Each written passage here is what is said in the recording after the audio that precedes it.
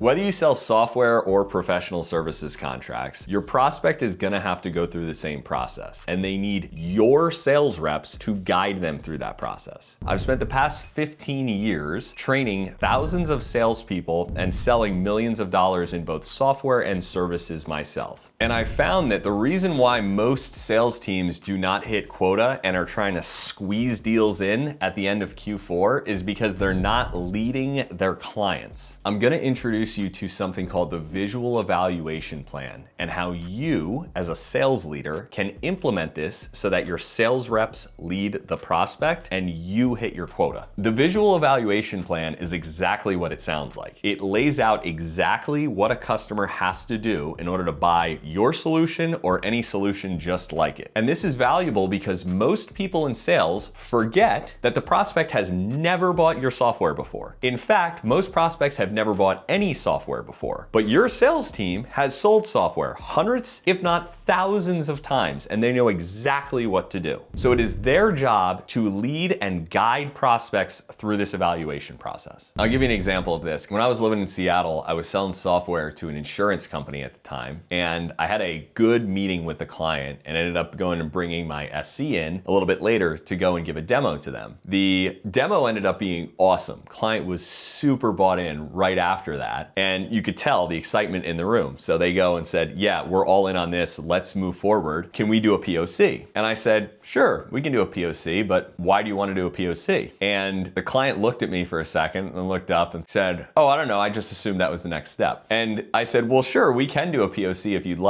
but typically the next step is this. I pulled out the visual evaluation plan and I put it in front of them. And I said, at this point, the best thing to do is to bring in the professional services team to do a scoping so that we can make you an offer and you can decide if this is right for you or not. Does that work for you? He said, oh yeah, that sounds great. We can get everybody together for that. I said, wonderful. So just by going and bringing in the visual evaluation plan, how much time did we cut off of that sales cycle? If we had to do a POC, that would have been probably 4 to 8 weeks of work to go through that and do all the reviews. Bring in the visual evaluation plan, now we're working together, and you're saving 4 to 8 weeks on your sales cycle. If you're trying to hit your quota fast, this is exactly what you need your reps to do. They need to be working their pipeline and they need to be getting in or out of the deal fast. Now you're probably thinking, great, how do I get my reps to do this? Or what should a visual evaluation plan look like? I'm gonna walk you through that right now. Now, if you're a CRO or sales leader, I highly recommend doing this activity with your sales reps. So if you do this exercise with them, they will have a sense of ownership for it because they'll build their own visual evaluation plans, and then they're more likely to use them. So if that's of interest, there is a workbook linked in the description here. You can download that, and then you can run this exercise with your sales reps in your weekly team meetings with them. Now, there are a few steps that are required in pretty much all sales cycles. You got to get the team on board. Eventually, you got to go through some approvals, and you probably got to get the CFO to sign off on the decision. But the first question to ask yourself is, what have our fastest sales cycles looked like? What decisions needed to be made and when? It's very possible that the team did not need to go through 3 demos, a POC, a build out from a forward deployed engineer, and 17 approval cycles. It's very possible that there was a much more streamlined process that happened. They probably had budget allocated already. Or if they didn't, maybe you created a business case with them that they used to present to their CFO. They may have had executive access. Whatever it was, take a minute, pause this video, and draw out what those sales processes looked like. Great. So now you know what a fast sales cycle looks like. We know what we need to do in order to go fast. Now we got to think about what are the things that slow us down. So the question to ask yourself is, what have our slowest sales cycles looked like? Did you have to give countless demos that really went nowhere? Did you have to do POCs and other things? Were you speaking to the person that could go and expend the budget themselves? Did you have to help the customer build the business case? All right, now you know what your fast sales cycles look like and your slow sales cycles look like. You're gonna see some insights that are gonna be really valuable for your clients because they don't wanna spend a ton of time evaluating software, just like you don't want them to. So the step now is to take those two and design what that ideal sales cycle cycle or buying process looks like. That's what your reps now need to communicate to the client in their meetings. That's gonna help the clients go and make faster decisions and buy your product faster, and it's gonna help you sell faster, which is in everybody's best interest. So let's look at an example. This is a visual evaluation plan that I used when I was selling a software development platform. Notice that my plan guides the prospect through their buying process. It gives them clear next steps, like bringing their project list, and it doesn't offer 6 different demos and POCs that are gonna extend my sales cycle. This is how my average sales cycles were 4.5 months when the company's average sales cycle was 9 months. One last thing, an objection that I hear in training and that you might hear from some of your more experienced sales reps is that we're already doing this, we just do it verbally. And that's okay, you wanna continue to have them do that. But I would still recommend presenting the visual evaluation plan visually. And the reason for that is if you look at statistics, about 2/3 of the human population are visual learners. So if you provide them a visual of exactly where you are and where you're taking them, they're gonna trust you more. And that's super valuable for your sales reps because now they're in control of the evaluation process as opposed to their competitors. So now you have the missing piece to work with your reps on and the worksheet to implement it. Now, there's no excuse for them to get to the end of a meeting and say, so what would be helpful for next steps? Which means they're now in control of the sale and you hit your quota faster.